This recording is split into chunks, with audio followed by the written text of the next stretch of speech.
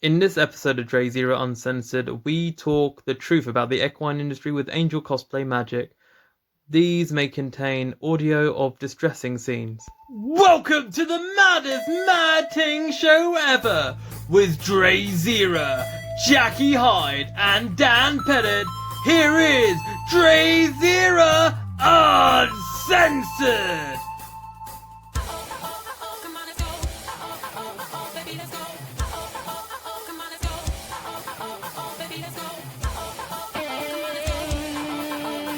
Bring you interviews of all kind of things and some deep, crazy chats. Don't forget to like, share, follow wherever you're tuning in. Listening to the DrayZera podcast. I've been your host, DrayZera, along with Dan. Say goodbye, Dan. Bye. Bye. Welcome again to another episode of DrayZera Uncensored. Oh my lasagna, we're in a brand new episode. Whoop, whoop, whoop. And, of course, I am with my co-host, the man with the master plan, professional wrestler, Jackie Hyde. Hello, Jack. Yo.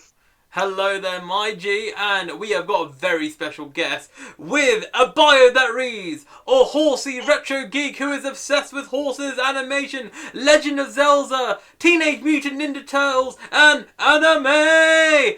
And potentially of the Inuyasha kind. I was geek before I was chick. And we have got AngelCosplayMagick Cosplay! Hello, how are you?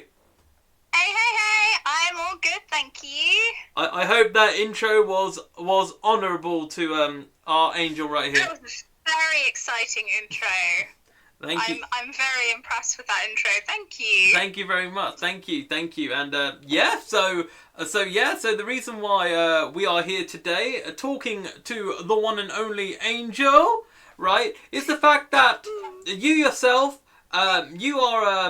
you have had affiliation with horses, not just essentially your entire life, but of course through your family lineage. So, Katie, start us off, talk us through your mad ting family lineage with the horses. So I started, I was sat on a horse the first time at 18 months old. Oh, wow. And I started having riding lessons at 3. But before that, my mum had horses, my grandmother had horses. This is all on my mum's side. Her mum and dad used to deliver with dray horses. They had a building contractor's yard with their family. Sadly, they sold it, and the other part of the family got all the money. So that was a shame. It's a damn shame. Boo! Boo other side of the family, boo! Yeah, I'm sure they're lovely. But they never share, so it can't be that nice. Sharing's they are not sharing. Well, we here at DrayZera Uncensored, we are pleading. Please share. Sorry, carry on. Yeah, please share. Buy me a new horse. So on my mum, still on my mum's side, but her dad's side,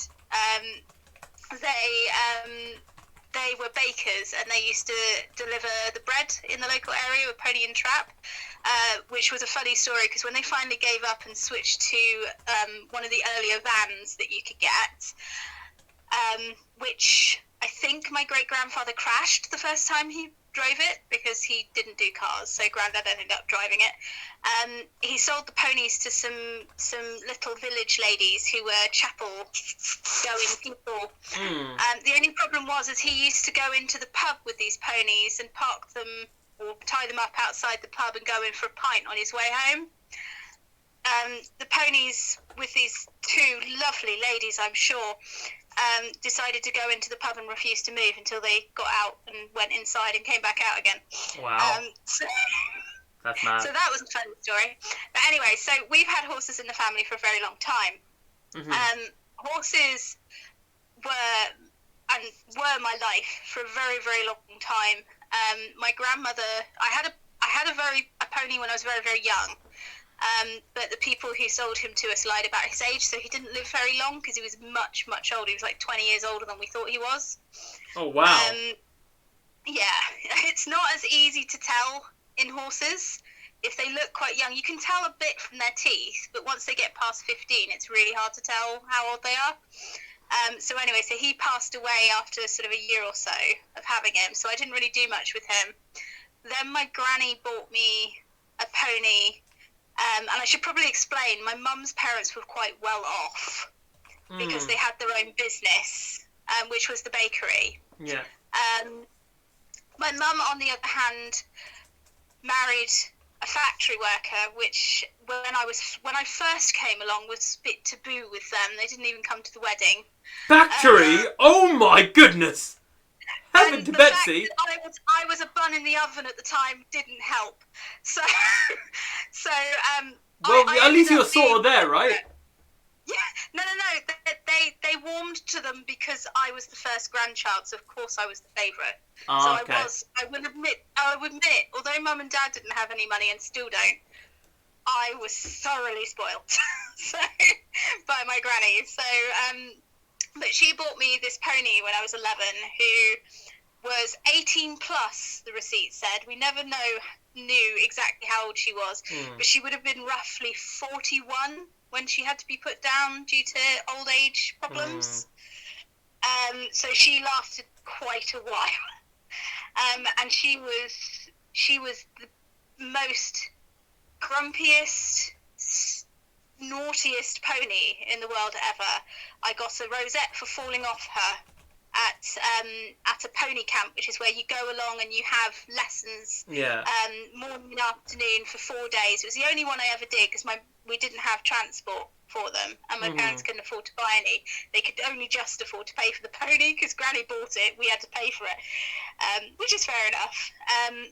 But yeah, I fell off 7 times in 4 days, but they gave me a rosette because I got back on. So give or take keep going on a few years. I keep working on my riding. I decide I want to go to college to do an equine course at foundation degree level. I had a dream of going to the Olympics.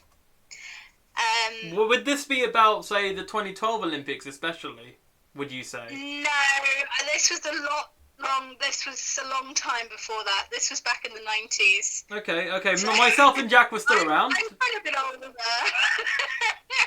So I got to the stage, I would spend, literally, I'd go on school trips and I'd be looking out the window and I'd be imagining myself jumping the hedges as I was driving along on my pony and how I'd jump the hedges and things like that. My dream was to go along and do the 3-day event, which is where they do 1 day of one day of dressage, 1 day of cross-country jumping, which is the fences that don't fall down, and then 1 day of show jumping. That was my dream, and I worked my arse off for it, but we didn't have the money for the horses. Wow. So I only had this one little pony until I was like 21. So she wasn't going to get me to the Olympics. So the idea was to get the degree, and get into a good yard to try and work my way up from the bottom and get rides that way, which is what you used to be able to do. So were you in your teenage years then, like, to paint a picture, like, cause obviously when I went on to college, when I say college, it was actually, I'd already done my sixth form, so I'd done my A-levels and I'd gone on to uni, so I'd gone on at 18. Things happened and I didn't actually finish it then, but I did go back later and I have actually got a science degree in equitation science, which is the sports science side of horses. So it doesn't just do the equine science side of things, so the veterinary science, but it also does sports science for the riders and biomechanics and rehabilitation of the horses, coaching. So technically, according to my degree, although I would argue that I probably wouldn't be able to, technically I could coach up to Olympic level using my degree. But that's where there's an issue there which will come up when I go on to working in the industry. Okay. So if we at this point, Jack, what are your thoughts about this so far? Because obviously, I have to say, Katie, you said off air, like, you know, you stream for 4 hours and you're out of breath. Like, I tell you this right now, like, I have to say, You should. I'll tell you what. Podcast hosting. I tell you what. You already have the hallmarks to be a good podcast host because you literally have a good flow to you. But yeah, Jack, tell us, man. Like, what are your thoughts about all this, man? So far, it's mad, isn't it? Yeah. Like, yeah. Like, I mean, legit, it's quite mad. And so tell me then. In regards to you working your ass off for the Olympic Games, in attempt to being in the Olympics, like, what happened since then? That was pretty much dashed by several laws that were changed in the late 90s. And this is why, as we've talked like off air, this is why you really don't like Tony Blair. And please, the floor is yours. Go ahead. I did. So in the late 90s there were several laws that were changed, and I get why they were changed, but it directly affected not just the equine industry, but to a certain extent the farming industry as well. And the first thing that was changed was obviously the fact that originally you could drive, on a normal license, you could drive up to 7.5 ton lorries, and you could pull a trailer, which, quite frankly, I've done both, and they're so easy. Obviously, with L plates and a person beside me, but I was one of the people that I was too young to get in and get my lessons before that. Yeah. So only that meant that there were certain things in place that you could get sort of grants to then take your tests if you were in the equine or the farming industry, but they weren't easy to get. So you had to be on like certain jobs and this, that, and the other, and you had to have certain employers and things like that. So when they then changed the classification of horses from livestock down to pets, you then had the issue that riding schools and so on, with the exception of breeding yards, so yards that breed the horses, because they could still technically fall under livestock. But anything else used to get help under the agricultural side of things, like financially. But because they downgraded them from livestock to pets, that completely stopped. So you found at the time that a lot of smaller yards that used to cater to the very working class part of society that used to love their horses suddenly disappeared because they couldn't afford to keep going. So you tended to have, Lord knows what happened to any of the horses. I'm hoping most of them were at least sold off, or to nice homes, or perhaps given to some of the people that frequented the yards. But a lot of smaller riding schools did disappear at that point because of it, and you tended to find that the real elitism that you see in equestrian sport now is a direct result of that, because less people, they obviously had to, all the prices of the ones that did stick around, all the prices had to be hiked up to cover for the money that they lost from no longer getting help as a livestock animal, if that makes sense. So then another law was changed, which was, say for example, I work full time, right? Yeah. If I did have the license to drive a lorry, I actually still technically, on a legal basis, couldn't drive it at the weekends because I work too many hours in the week. Wow. To get to shows. I mean, people still do. But the other thing that was linked to that was they also said that anyone who had a lorry that gave a lift to someone, if that person's spotted them a fiver or something towards fuel, they were also breaking the law because they needed a haulier's license. Wow. So the only way you could basically go to shows at the weekend if you worked long hours during the week, or if you were dirt poor, like my immediate family, and you had a friend that wanted to give you a lift, but was like, do you mind giving me a bit of money towards fuel? If that was cottoned onto, they would get into a lot of trouble. Just for something as little as that? you would be fined, and I think they get points on their license, but I could be wrong on that one. I'm not sure how it was that they used to penalise you for it, but you would get into trouble because you should have had a hauliers license to do it. That's totally bullshit, isn't it, Jack? That's bullshit, isn't it, Jack?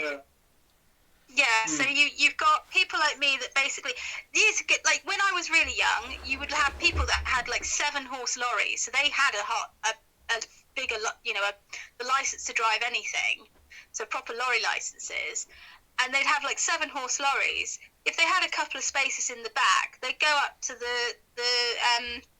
the amateurs at the yard, usually the ones they knew, couldn't really afford to do much, but might have a bit of fun or might have the potential to do more than they do, and they'd be really nice, and they'd say, come on, hop your horse in the back and we'll go off and you can come to the show with us, see how you do, and it used to be a really, really nice sort of camaraderie, almost like the geek world. The horse world used to be a bit like the geek world. Yeah, there was elitism in it, but at the end of the day, horses are expensive, so there's going to be rich people in it, and there's going to be rich people who are tit in it as well. So it's, but at the same time, the majority of the time, there are a lot of people that had a lot of money that would go out of their way to actually help out those working class kids that wanted to get somewhere with their horses. So of course, for me, where it happened was pretty much where I would have started to compete properly, and so I kind of missed out because of that. Then they started up the World Start program, which is an interesting occurrence because okay. What? So tell us what this is then. So the World Start program is to do with getting British people into the Olympics. So it's designed to find talent and nurture them so that they can actually become professional athletes and get into the sport of their choice. So in everything but horse riding, you have to show that you've got potential, and if you've got potential to a certain degree, certain level, then they will help you get there and see how far you can go. And obviously, if you don't keep improving or you don't keep the same level that they want you to do, then you would be kicked off, but that's fair enough. With horse riding, it's completely different. With horse riding, not only do you have to show potential, you have to be competing successfully, not only nationally, but internationally as well, before you can even consider trying to get onto the World Start program. So that just screams ultimate elitism to me. That's like... Yeah, and that is what Tony Blair brought in. Yeah. Wow. So it's like, well, that's great. You're supposed to be on my side as a working class person. I mean, my mum rolled pasties for a living, and my dad was a foundryman in a factory. So, you can't get more working class than that. 100%. And it's really upsetting because because it just seems to me that it's a bit like, so for example, this kind of reminds me a bit like Formula 1. Now, in Formula 1, right, in that sport, yes, there are very, very elite drivers who did it through merit without much money, like Lewis Hamilton. Like Lewis Hamilton, he didn't have much money behind him, but there is what is known as paid drivers. So paid drivers means that they have a lot of money behind them. So there's this dickhead of a Russian driver called Nikita Mazepin, right? Yeah. He recently been in a complete embroilment with a sexual harassment video that came on his Insta story, and basically he got sorted internally by his team Haas, but because of the fact that the person that's bankrolling Haas is his dad, right? They can't kick him off the team because of the fact that without Nikita Mazepin's dad's money, Haas's team can't operate. So this really screams to me as real elitism. And you know what, like my only knowledge of, before talking to you, my knowledge of horses and equine is like, show jumping, horse racing, But literally, and obviously, like, for me, because I'm not in that world, I'm not in that circle, and myself and Jack were kids when Tony Blair incorporated that rule. Yeah. Essentially, literally, they have screwed over horse racing in the UK, and I just wonder, Katie, a question to you, as we're discussing this, how do you compare horse racing in this country to other countries in the world? Or the equine industry in itself? So the equine industry, so the best example of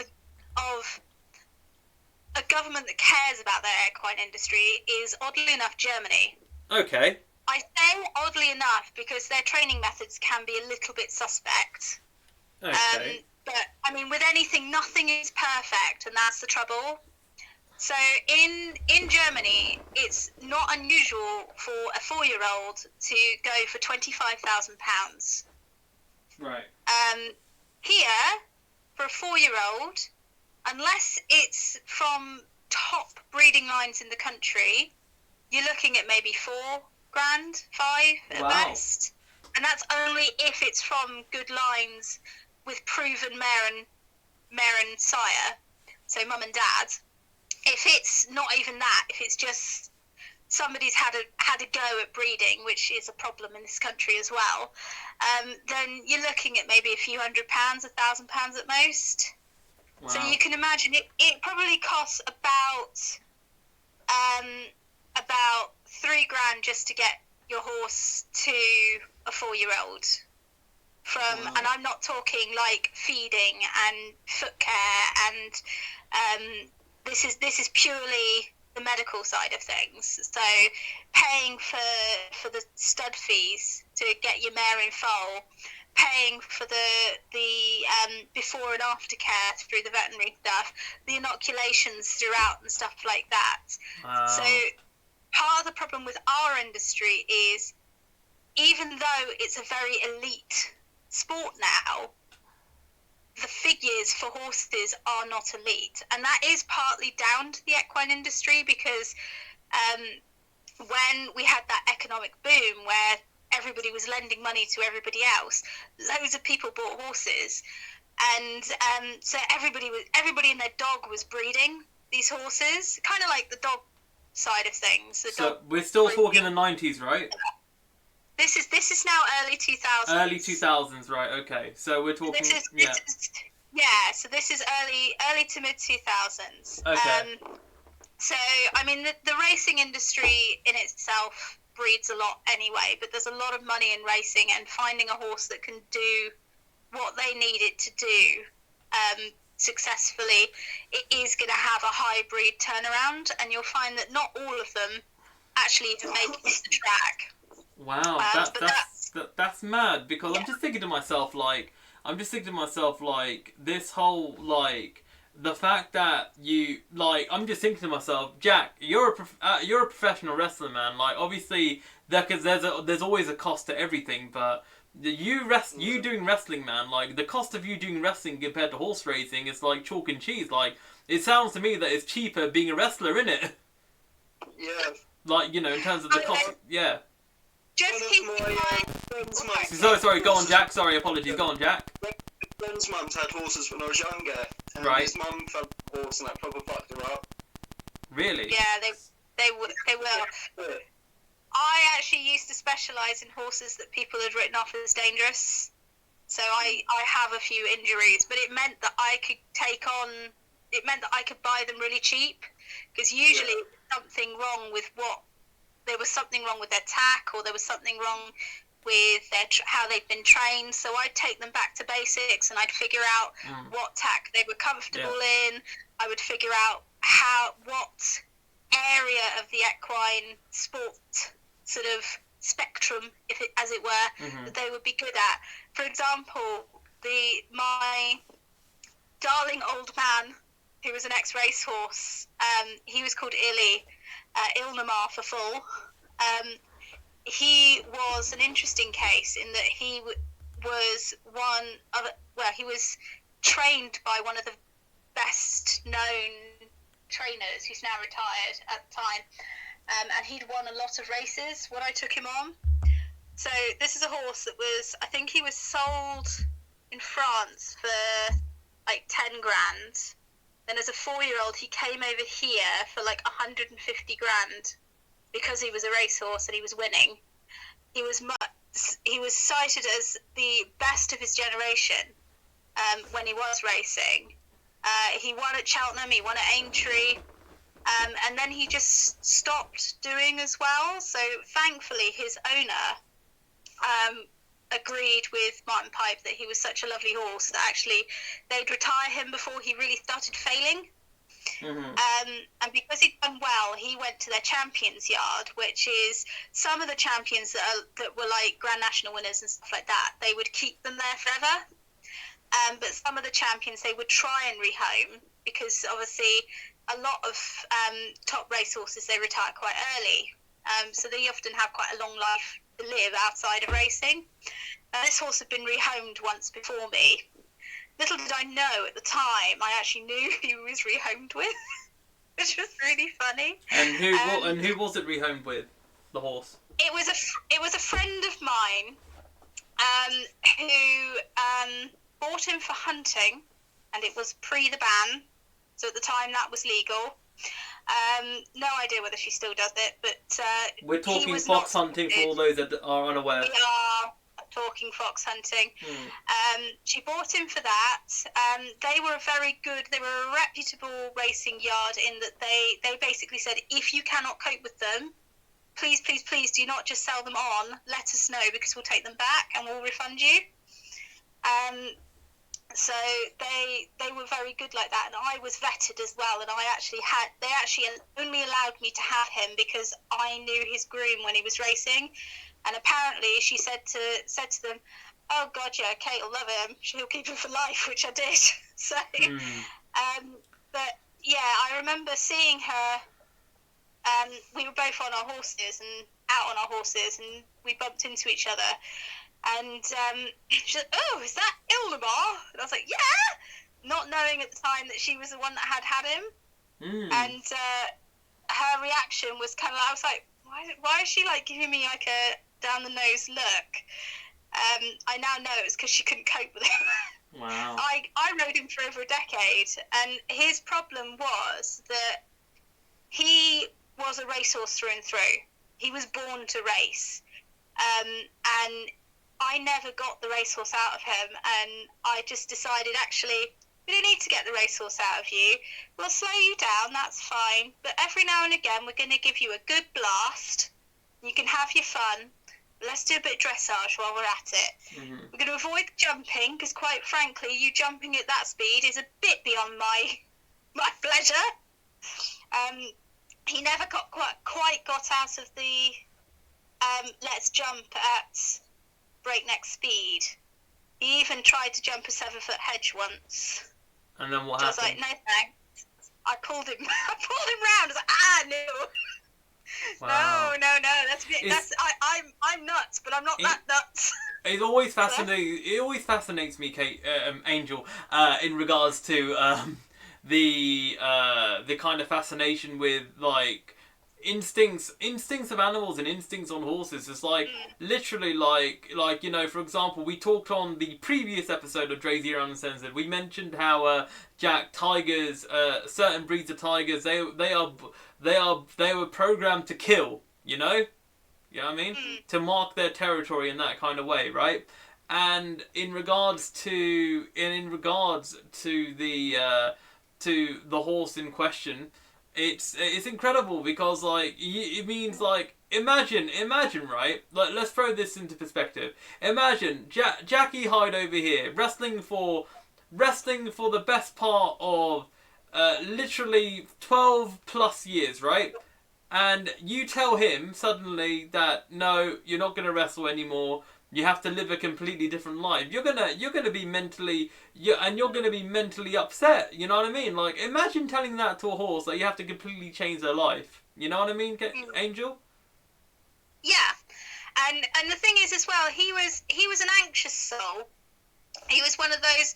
If he was a person, he would be one of those people that had regular panic attacks. Wow. So he was an anxious soul. So when you first started teaching him something new, Yeah. his little head would bob up and down. So he'd literally fling his head up and down. You'd feel perfectly safe on him. He might jog side to side a bit.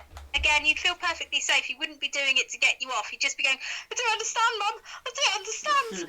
And then all of a sudden, after about 5 minutes of just gently going, no, I just need you to do this. Just need you to do like this, like this. All of a sudden, he'd suddenly click and go, I get it. Here we go, Mum. Let's do it. And he'd be fine. But the best thing was he was as safe as houses.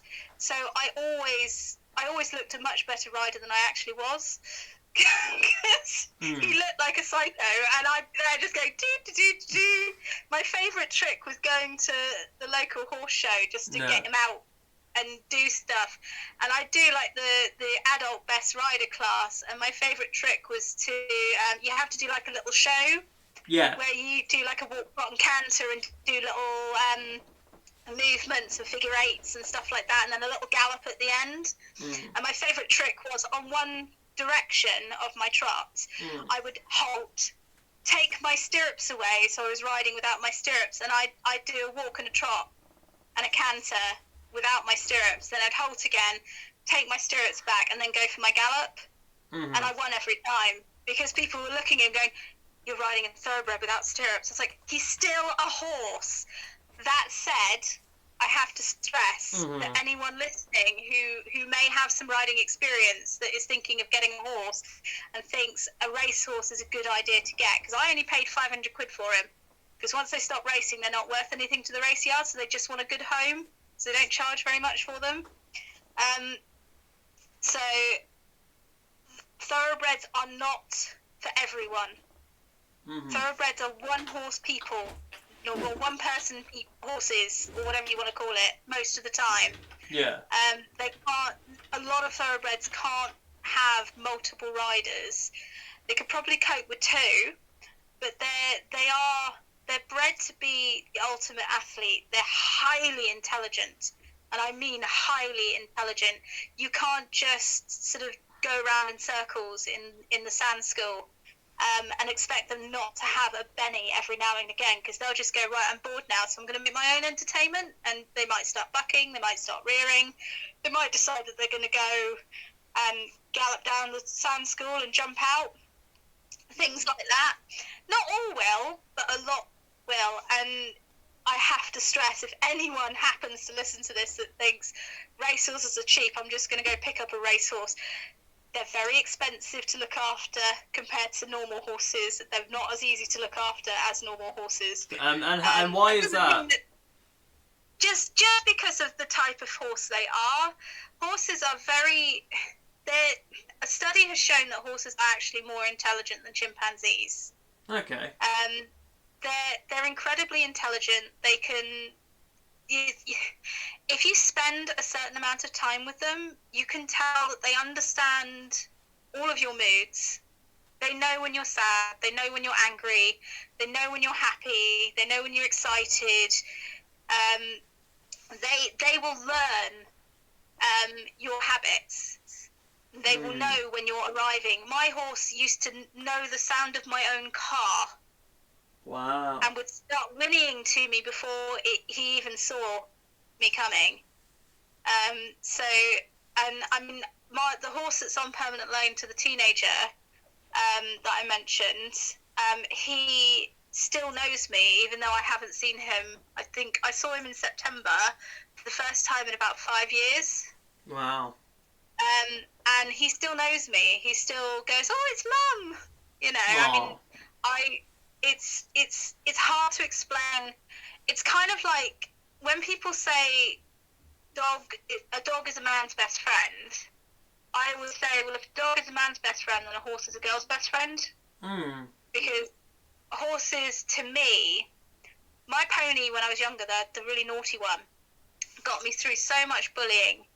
I could go home, I could chat to her, her little ears would swivel, and if I was really sad and upset, despite the fact she was a cantankerous old bat, she would lean her head into me and give me a cuddle if I was upset. That's very, very like sweet. And I mean, horses are just, they're just the most amazing animal. I just And, I get a bit emotional. Jack, I want to ask you this question. What are your thoughts on the horse racing industry? Because obviously we haven't even. I think we're about to open a can of worms here. But Jack, I honestly feel uneasy. Like, I'll tell you what, I feel uneasy the amount of money around for horse racing, and especially after listening to Angel. Like, what are your thoughts with horse racing? I don't know. I feel like it could be done like a lot cleaner and better and shit. Like, what's that one that, like, is it Ascot? Is that the one with, like, the massive, like, the one that, like, horses die? You're thinking of... No, that's the Grand National. It's rare that they die these days. The problem is usually rider error. So they've actually I don't actually follow racing. I just get the horses afterwards because I love thoroughbreds. Yeah. They're, because of their intelligence and how reactive they are, and they're extraordinarily talented animals. I do tend to just go to a race yard and say, have you got any ex-race horses you're trying to get rid of? And usually I'll know if it's one that I click with. Yeah. I'd almost go as far as to say, because I'm pagan, I'd almost go as far as to say that horses are my spirit animal.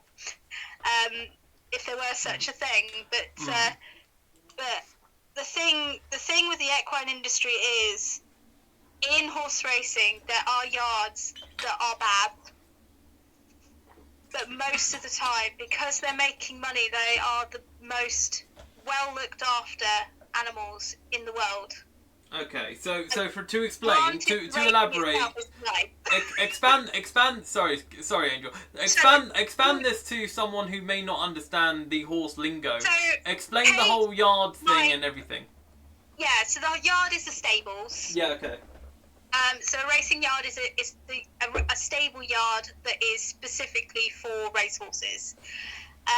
So you'll usually have one groom to two horses.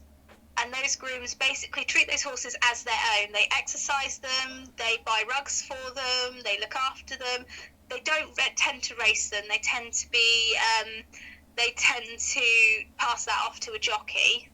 Yeah. But the grooms are the ones that look after them and this, that and the other. So they do build a rapport. Then an example of the care side of it, if you take my old horse, for example, he had, as a youngster, when I looked into his history, he had a collapsed larynx, which means that his breathing tube, the little larynx that opens and closes when they breathe, one side of that was paralysed. Wow. So they paid £25,000 pounds to operate, to lengthen his racing career so that he didn't go out to pasture or out to the market or something, because if the owner hadn't agreed to do that, he would have been sent to the market at that stage, because this was before he was making money for that owner. So it can be quite cutthroat, but at the same time, Illy would have, I mean, he would go on, again, wasn't with me. He got very upset with me when I got him, because he was used to central heated stables, and he gave me a good kick the first time I tried to put a rug on him, because he was most upset. I was like, dude, you are not having central heated stables. You are in the side of a barn, you're getting a rug on, deal with it. So they are thoroughly spoilt, but yeah, he would have regular physiotherapy sessions. He would be put on a treadmill to check his breathing and make sure that there's nothing going on with his lungs anymore, that the tracheectomy worked. And what they do for that is they go in through the throat and they tie it back so that it stays open. And the reason they do that is because when they go, when you run, after a while you start producing that acid. I can't remember the name of it now. But lactic acid. Lactic acid. And if you don't get enough oxygen into your lungs when you're running, you start producing that more quickly. So, of course, when racing, you're obviously needing the best lungs possible. So he was producing lactic acid too quickly, and he would have been roaring, which is where they sound like they're, well, they literally sound, when they breathe, it sounds like they're roaring. Yeah. So they went in and sorted that out for him, and he would have had sort of 6 or 7 months off before coming gently back into work. The funny thing is it did make him sound like Muttley when he whinnied. Oh yeah, well, Muttley from Wacky Racers. Yeah, he'd literally when he whinnied. It's Wow. quite funny. He was quite loud as well. It was really amazing. But like I say, I don't follow racing. I don't really like watching it myself. Most of the people I know that are into go into the bookies and bet on racing are actually working class people, which is really interesting. But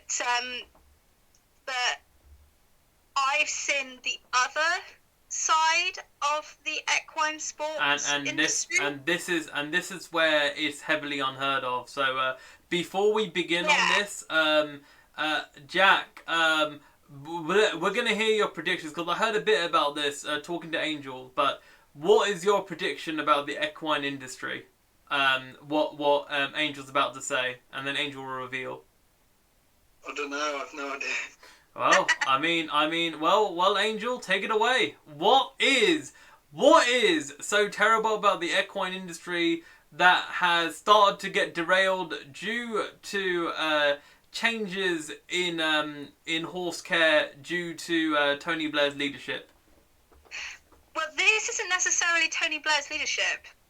So the how they treat staff is. But the actual horse care is more a social sort of thing, right? And so that's kind of a completely different sort of side of things. So the staff kind of side of things, because of the issues with money, they tend to make you register as self-employed. So they can say, we're going to pay you so much a day, but then they give you like 30 horses to turn out, 20 stables to muck out, and this, that, and the other, which won't be done within the time frame they've got. So I would get, for example, I used to work at one yard where on a normal day I'd get £20 for the whole day, and I'd be there from 8 o'clock in the morning, and in the summer till 8 o'clock at night, but in the winter till 6 o'clock at night. For 20 quid a day? For the whole day. Yeah, £20 for a whole day. 20 quid? Like, I make more money of that just doing logos. Yep. On a Sunday, and bear in mind, this is literally turning out 30 horses, mucking out 20 stables, cleaning up the yard, bringing in 20 horses, grooming, I think, probably 6 of them, because the rest were groomed by the part liveries. And sometimes, on the rare occasions I'd have time, exercising 1 or 2 of them as well, feeding them, finishing them for the night, going home and dying the rest of the evening.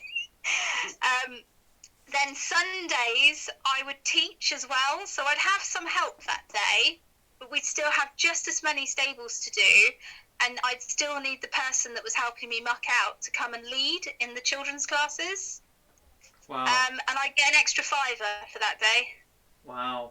This Even is... though I was probably bringing in an extra 200-300 quid for the day. That is... that's incredible. I mean, that is terrible, because so the national living wage in 2021 is what? Yeah. 8 quid something an hour if you're over 21. I myself, right, like, you know, cleaners, like local cleaners that just clean, like, you know, bathrooms and that, and houses and that, they get more pay than what you got. That's just ridiculous. And the thing is it's horses. You can't just stop. So it's not like when you're in a shop, okay, you might have to stay 5 minutes to lock up or cash up or whatever. But when you're in a shop, generally you can just go, right, I'm off, if it's still open and it's the end of your shift. Yeah. Do you know what I mean? Yeah. Whereas with horses, if you get to where your shift should end and you haven't been able to finish because, say, the horse is sick or something like that, you can't just leave because of welfare. Yeah. So So I mean, I've pulled all-nighters before to look after sick horses, And you just get paid by day, not by hour. You get paid. You get paid for a set amount per day. Yeah. That is Jack. That's absolute bullshit, man. Like I don't want to reveal how much Jack gets paid. They don't all do that. They don't all do that. But an example again of another yard that did pay minimum wage. So they did pay per the hour. The only issue is I was yard manager and I was getting minimum wage. Wow. So I was doing the management stuff on top of that. Wow, that's ridiculous. Now I'm gonna say this, Jack. Right?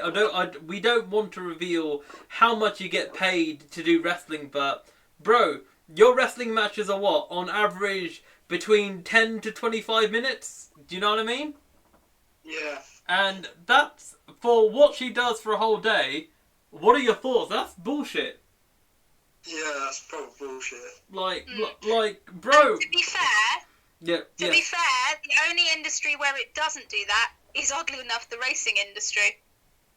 Because you actually get paid pretty good in the racing industry. You do get minimum wage just for grooming, but the owners, if your horses win, your owners will usually give you a bonus. Like a cut. And it's usually quite nice bonuses. So you could go to a race, and if, say Illy, for example, won the Coral Cup in 2002 at Cheltenham. Yeah. And my friend that was his groom, she was like, I think they took home like 89, 90 grand that day in winnings. And they gave her 10 grand. Wow. Thank you. Wow, I think, wow. So you can get some nice, I mean, not all of them do that. Some of them just give you like a couple hundred. But the trouble is I've never had the opportunity to move away because I've always had my own horses. So it's difficult when you can't take your horses with you, because then it gets even worse, because then you'll often go to yards and say, can I bring my horse with me? It's like, yeah, but we won't pay you anything. Wow, really? Yeah. You still got to look after your horse yourself, so all you're doing is stealing a stable.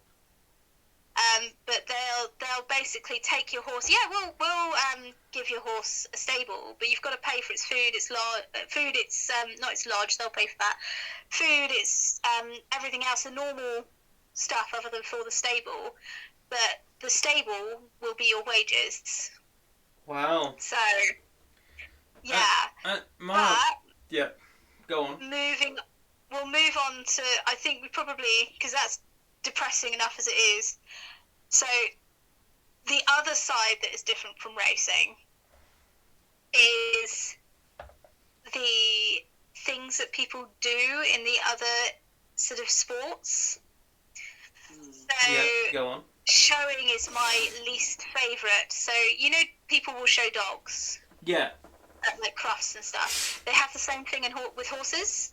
Is that show jumping, or is that not one? No, this is literally like they do with dogs. So you just literally go along and show off your horse. Oh, okay.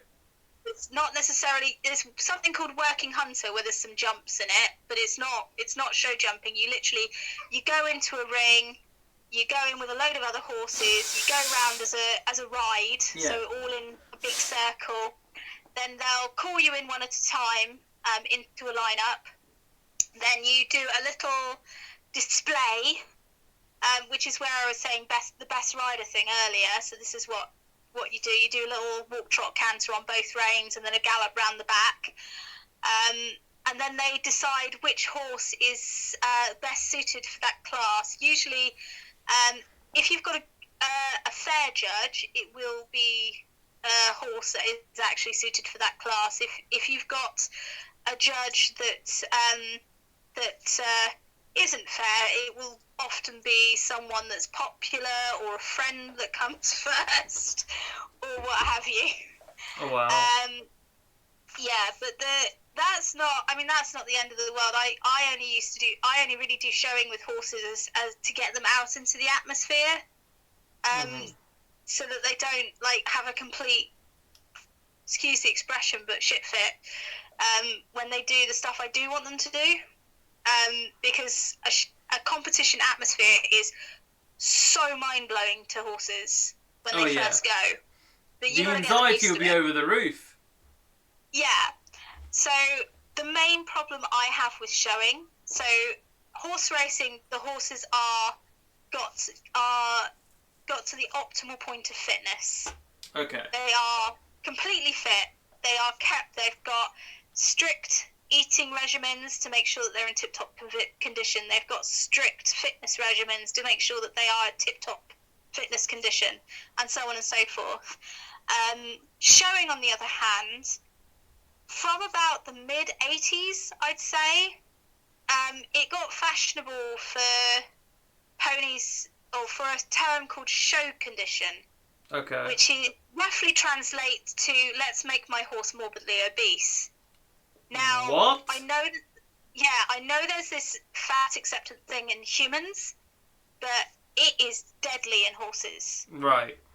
So when horses are overweight, it puts excess pressure on their feet and on their circulatory system, and then they get almost like diabetes. So you know how when you get diabetes you have problems with your extremities? Okay. They'll have the same. So there'll be lots and lots of blood going down to their feet.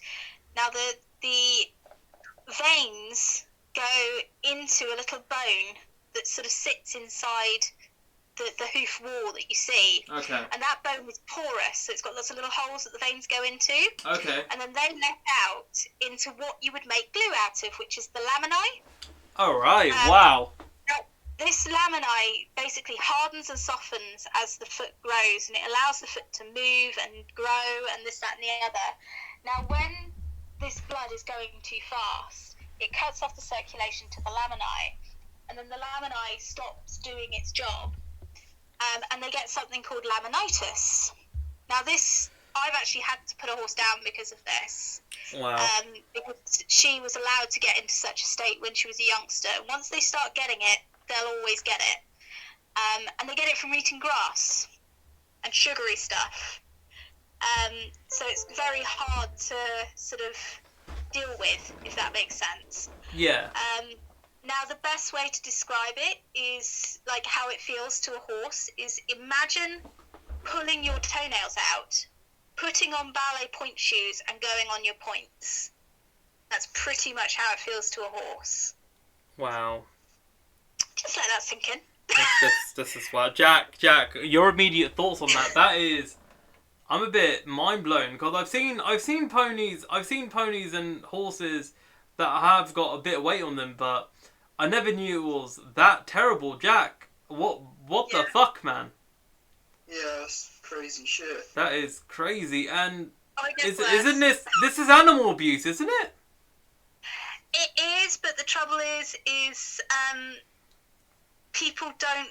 Racing is on the TV, so people see it, and people care because it's on the TV and they can see it. Because showing and all the other stuff is no longer on the TV like it used to be 20, 30 years ago. People don't see it, so they don't care. So people get away with some really backwards shit. It's like I have a particular, like, if I had my way, showing would be more regulated than it is, and they are trying to curb that and trying to encourage judges to mark down morbidly obese ponies. But the trouble is when the judges that do mark up the fat ones do it, the inexperienced riders get told your horse needs more condition, when a judge says that, they don't mean it needs more muscle and it needs a nicer top line, which is horses have a muscle that go from the base of the ear all the way down the neck, all the way over the withers, all the way along the back, right to the top of the tail. That's all one muscle. And that's what we call the top line. And you have to work them in a certain way to strengthen that up because you're sat in the weakest part of the back. So you have to get them to work in a certain way. Now, the problem with the showing industry is they don't seem to care that there's a certain way of doing it. so they end up taking shortcuts. For example, they and dressage as well, but dressage horses tend to have less problems than showing horses. Okay. Use something called roll cur, which is basically where you take some side reins, which are like the reins you hold when you ride, but they attach to the girth, so you don't use them to turn or anything. You still have your normal reins, but they attach to the girth and then they attach to the bit pieces, the bit rings. Okay. Normally, you would have them so that they were sort of the width between your thumb and your little finger when you spread it out, so about 4 inches. Between where the elasticated end of these reins stop and where the ring is, and then you would gently tease them down so that you could clip the reins on, and then that gives them the right outline, and you encourage them then to bring their back end underneath them to then bring their back up into the saddle, which works their entire top line then. What these people do is somewhat different. What these people do when they use roll cur, which is basically hyperextension, is crank those as tight as possible so the horse's chin is basically on their chest. So whoa, this is, yo, doesn't that damage bones? It's banned in Europe. So on the continent, it is banned in competition, but you can't police it when you're at home. That's the trouble. Wow. So when they're at home, you can't police it, and because it's fashionable, God, it annoys me. Because it's fashionable to have them a certain way, they use this vile method. And you know the joint that connects our skulls to our neck? Yeah. The horses have a very similar joint. Right. So imagine pulling that as hard as you can get, and with your chin on your chest, and pulling it forward really, really hard and holding it there for anything up to an hour. Now, you can see, if you Google it, you'll bring up horses where their tongues are lolling out of their mouth because of it, and they're blue. Wow. And it's a vile, and that came from Germany, which is why I said that the way the government treats the equine industry is good, because they help them financially. They treat it like they would the farming industry. Some of the training methods, on the other hand, I mean, granted, not all German riders use roll cur. Yeah, just to clarify, we do not want Germany on our case. But that is where it came from, and I think it is a barbaric practice. Yeah. And anyone I see that is using it, I will usually say something. I will go, if they look like they're going to actually whack me with their whip, I will go and get the event organizer and say, that person's using roll cur, can you sort them out? Because at the end of the day, I'm not the one running the event. But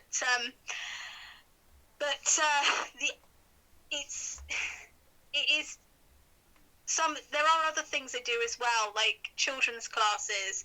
Children's ponies in showing have to be, like, the lead rein ponies are supposed to be like these completely docile ponies. Yeah. And I'm like, but they're ponies. They have personalities. Why do they need to be completely foot perfect so long as the little kid on top is perfectly capable of riding it? Yeah. But they have to be docile. So I've seen people lunge a pony for anything up to 8 hours. So this is on a long rein, and they'll have a long whip, which you don't hit the pony with, mind you, but they'll drive the pony round on a circle, and I've seen someone do that for 8 hours. Is the longest I've seen them do it. That is, so the pony basically is dead. I don't know what to say. Jack, do you have anything to say? I'd never thought it was that disgusting. Jack. This is why I sort of say to people, please leave the racing industry alone, because the horses are well looked after there. Sort the rest out first. Right. Like, so I don't particularly like the racing.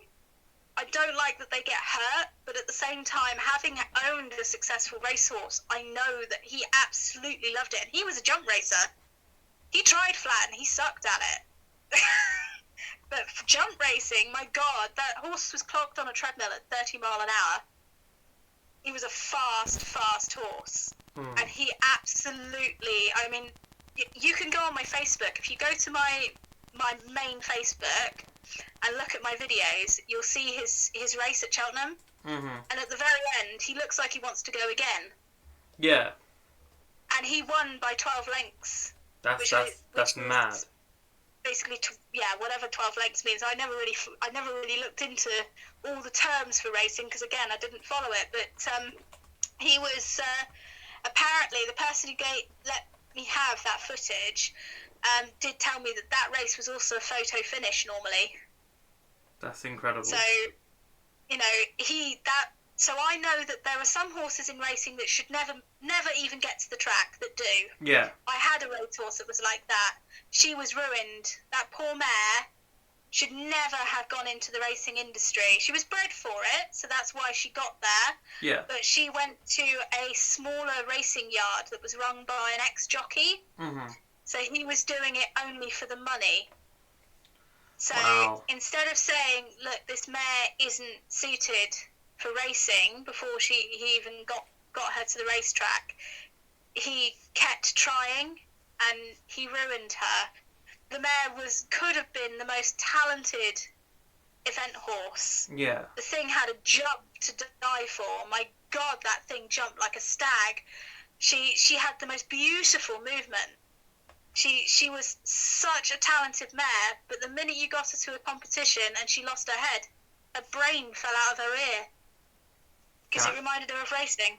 But there is one other thing that they do in horses in showing that I can probably bring up. So go ahead. You make it sound like you're holding some things back, by the way.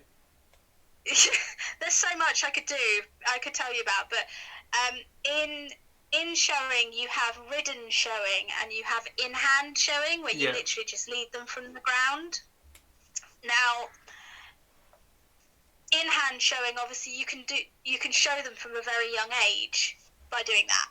Yeah. And that's fine. That's actually brilliant because it means you get them out to shows and get them acclimatized to competitions very young. Yeah. So I have no issue with that, so long as it's done properly. The issue I tend to have is when you get the ones that basically are just seeking that first place rosette prize, which isn't even that good. It's usually those with stallions, right? Because they're doing it to be able to bump the stallion fees up. And what they do is it's again this condition thing, but with stallions they tend to burn off fat more quickly, and judges do tend to actually prefer for stallions more muscle rather than fat. Right. So you'll find stallions of as young as yearlings being fed steroids. Wow. To beef them up. But is steroid use illegal? Yes, but showing they don't tend to test for drugs. Wow, Jack, we need to protect the horses, my man. Like, this is disgusting. I have to say, it's not everybody. So yeah, but you say it's not everybody, but it's kind of like, if we use an example, it's kind of like, for example, like previous Olympics where you've had like certain countries like, alter shit and all that kind of stuff, and have it unfair advantage. Show jumping, you can put stuff on the horse's legs to make their legs hypersensitive so they don't touch the jumps. Dressage, you can give them sedatives to keep them calm and docile, although I would argue that would actually ruin the performance, but I like a nice sparkly performance myself.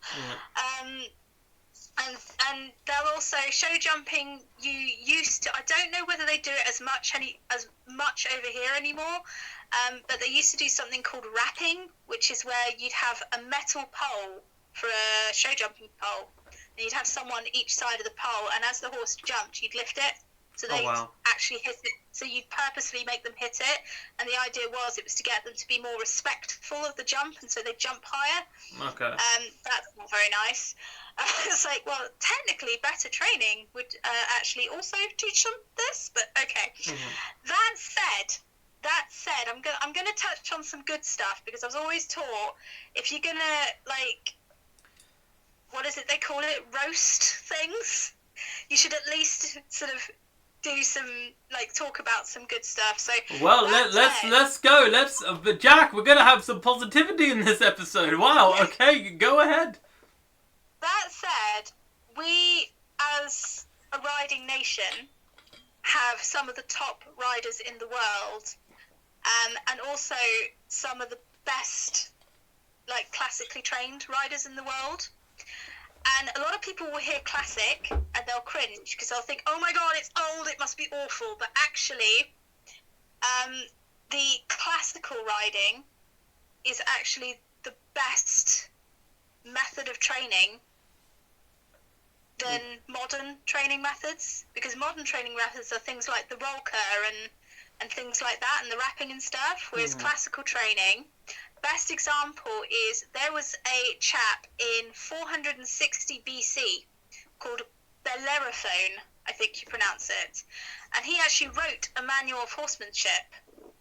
Okay. And he said that your horse is not just your mount, he is your partner, and to ride a horse is akin to dancing, and you should respect your horse, and your riding should become one with the horse.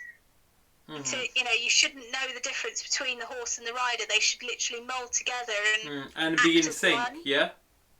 Yeah, which is where you tend to find sometimes in the equine industry you have an argument of, is horse riding a sport or is it an art form? Because when you watch dressage, it's essentially ballet with a horse. You even have pirouettes. So, so it's like, so even back as 460 BC, you had people who recognised that actually the bond between a horse and rider, when done right, is truly beautiful. It's something, and it shouldn't be something forced. Yeah. And classical training tends to be something that isn't forced. It tends to be natural.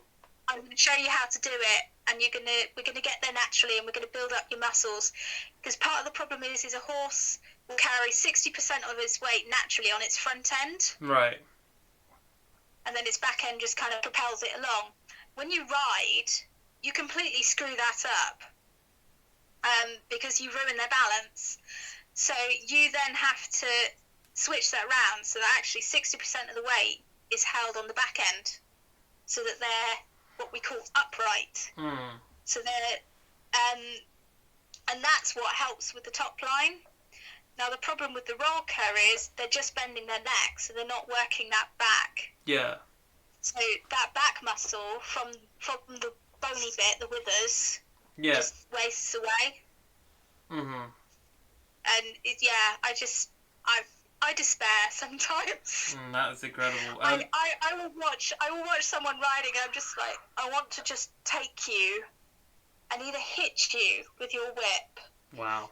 Or give you a lesson. I have actually nearly gone into a show jumping class when a child has been smacking its pony because it didn't want to jump. Wow.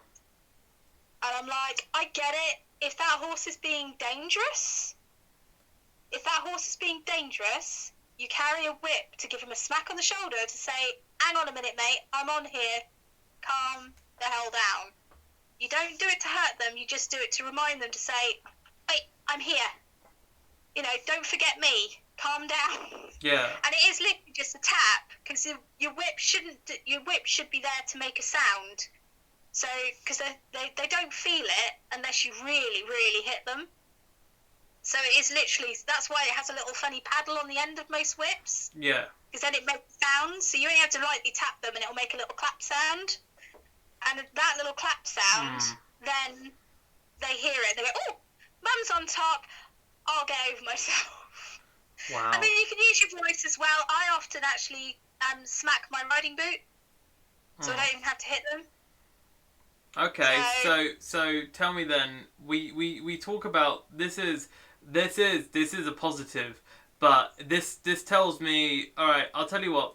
Let's because I'm very bewildered. Jack, is there anything you wanna talk about in regards to this? Because in this episode we've both been fairly quiet, man. We've just been absorbing this emotion of Jack. What would you like to say? I'm sorry. You don't really know much about it. Yeah, exactly. We're completely A lot of people don't. Say it again, Angel. A lot of people don't, and that's the problem. Yeah. When I get the people, it comes to Grand National time, and they're all sharing all this stuff about racing and this, that, and the other, and I'll be like, well, to be fair, if it wasn't for racing, I wouldn't have been able to afford the best horse I ever owned. Yeah. And secondly, he was one of the best looked after horses I've ever owned as well before I had him. So, and I try and point out that, I get it, you don't like racing, and I'm not a great fan, especially not a flat racing, because they break them in at 2 years old instead of 4. Mm-hmm. And they claim it's because the thoroughbred matures more quickly, but the science, it doesn't exactly support that. They do mature more quickly than most breeds, but the science doesn't 100% support that theory. It's quite an old theory. Yeah. But the Thoroughbred Association is run by a bunch of old men. So, no offence, but you guys are young, so you're okay. So Mike, all right. So tell me then, in 3 points or 5 or whatever, around 3 or 5. How would you change the equine industry, the horse world? How would you, if you had a magical wand, how would you make this better? So, for one, I would make them livestock again so that people could claim agricultural benefits again for riding schools and things like that, or at least bring something in to help, because studies show that actually people with mental health problems, ex-soldiers with PTSD, interacting with horses is actually incredibly good for you. It actually really helps with your mental health. Yeah. There's something about them. So there's that. I would want to crack down on things like nil-hour contracts being offered, but there's very little point in that if they don't address the help that the yards need in the first place. Yeah. If you know what I mean? Yeah, I know what you mean. Because the reason they do that is because the smaller yards just can't afford to pay a proper wage. Yeah. And pay all the fees, all the costs of the yard and stuff. Uh-huh. And 3 would be to put more stuff about horse riding on the telly so that people can see the other disciplines and see that there's more than just racing, there's more than just the Olympic sports, but somehow find a way to make it more exciting. Like dressage, you've got dressage to music. Somebody won quite a high dressage thing a few years back to Smack My Bitch Up. By the Prodigy. That's a classic, Jack? Yeah. Can you imagine what people would think if they saw someone on this fancy dressage horse, all dressed up to the nines with a top hat and everything? Because there's a dress code for these things. Yeah. So you wouldn't know the difference between a rich rider and a poor rider, so long as they had the kit and the horse. Yeah. Can you imagine them coming in, and then all of a sudden it's like, smack my bitch up. Smack my bitch up! So incredible. Exactly! And I've seen dressage to music to Disney's Frozen songs. I've seen them to Nickelback. I've seen them to Harry Potter. We are an anti. We are not the. I mean, Nickelback. Wow, inspiring group. My cob loves Nickelback. Don't take Nickelback from me. My cob loved Nickelback. Because I used to school to music, because it used to wake them up, and they used to dance along to it. Ah, I see. I mean, I guess it is easy listening music Okay, we are the DrayZera Uncensored podcast. Nickelback. We do not hate you. Yeah, sorry, Jack. Go on. Jack, you're Sorry? Jack. Hello, Jack. No. Hello, I'm saying man. anything. Sorry. Okay. I thought you were going to say something about Nickelback. Oh, fuck I'm a Nickelback. God. I like soppy love songs, and they write a good soppy love song. Okay. Right, we are. Be emotional.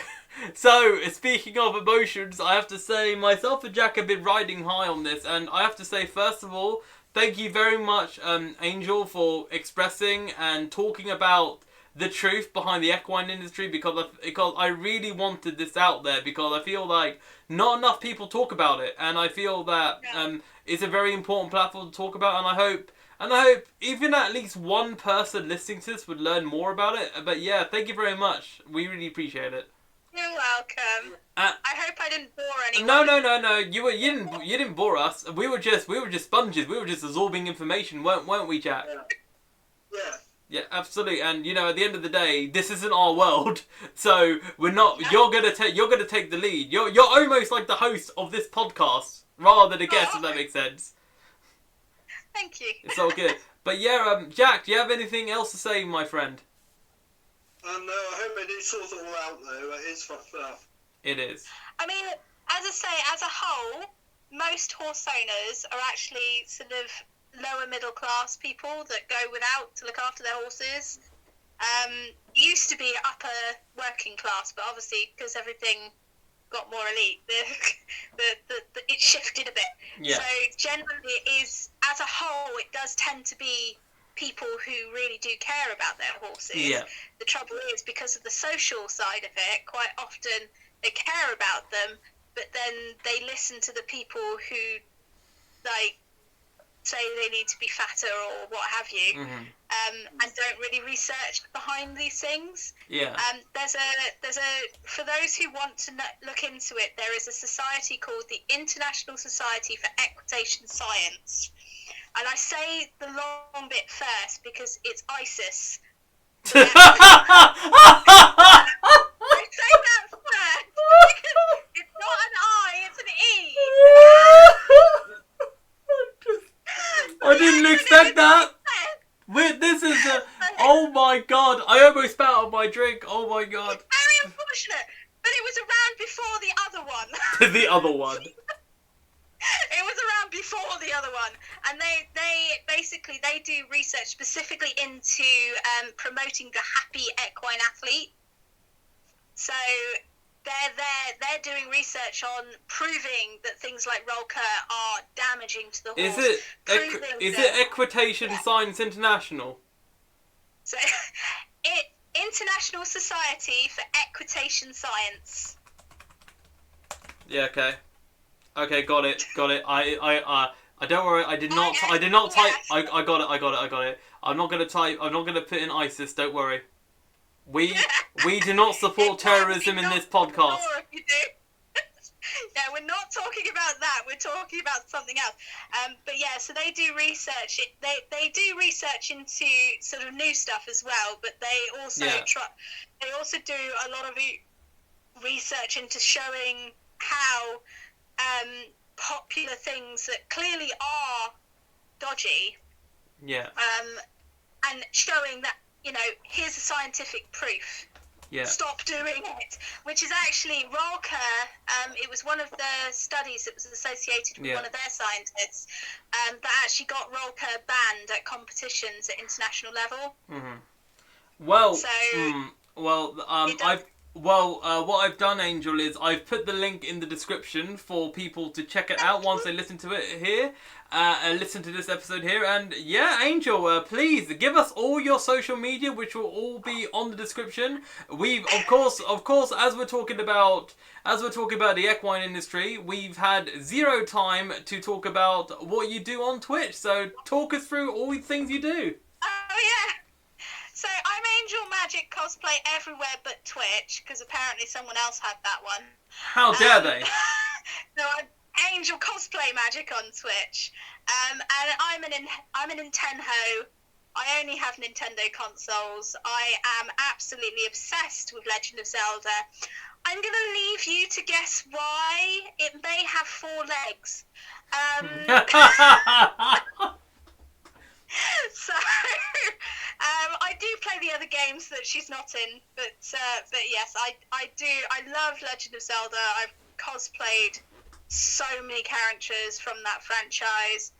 When the world has stopped imploding, I'll probably get back to work on my Queen Rutella from Twilight Princess again, which will be entered into the. Well, she's already entered into the Cos Expo Championship, which currently has been shifted again to 2022. So, hopefully, it won't be shifted to 2023. Well, no.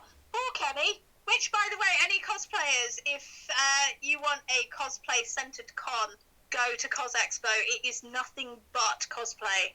It's freaking amazing. It's nothing like MCM Expo, which I have been to MCM Expo. It's basically, most cons, they'll be quite centered on selling stuff to you, whereas Kenny's convention, Cos Expo, it is a con for cosplayers. So it is all cosplay. Everything is cosplay. Even the stores are like cosplay centered. So there's there's usually a wig store. There's usually a craft store with all the EVA foams and stuff like that. A few makeup stores and stuff. And they'll have literally all these different workshops and stuff to teach you how to do new things. I just had a great thought. So Jack, you just gave me an idea, Angel. Jack, you know how you're very good at making masks? Yeah. You should literally, if you ever have the time, you should definitely go to Cos Expo and teach people how to make masks. Because if you didn't know, They do actually open up for people to offer to do workshops. Because so you can actually do that. Because a note, Angel. Jackie Hyde usually wrestles in mask, and he designs mask for fun. Is that like the little Mexican type masks? More Slipknot type mask, or what would you? How would you describe the mask, Jack? You go on. I don't know really. They're all different, aren't they? Depending on what. I don't know. It depends really on what costume you go for. The main materials Jack uses about latex, wouldn't it? Sorry, my niece decided she wanted to pick the dog up, and the dog decided she didn't want to be. Okay, that's fine. So Jack, the main material you use is latex usually, isn't it, Jack? Yeah. Yeah, latex material mask. Yeah, I've not worked with latex yet for any of my costumes. Well, my friend Mojo does a lot of latex stuff, but then she's a burlesquer, so. Absolutely. Well, I have to tell you, this has been this has probably been the podcast episode where I think I've learned so much. Jack, do you feel the same? I've learned so much, bro. Yeah, I don't know what to say. I know, I don't know what to say. Sorry for depressing you. It's alright, the pandemic has been depressing enough. It's fine, because we need the truth out there, it's fine. But anyway. If I ever win the Euro Millions, I'll be setting up my charity I'll be setting up a rescue home for horses, so I will do my bit. Oh, wow, your niece really enjoyed that news? Come in.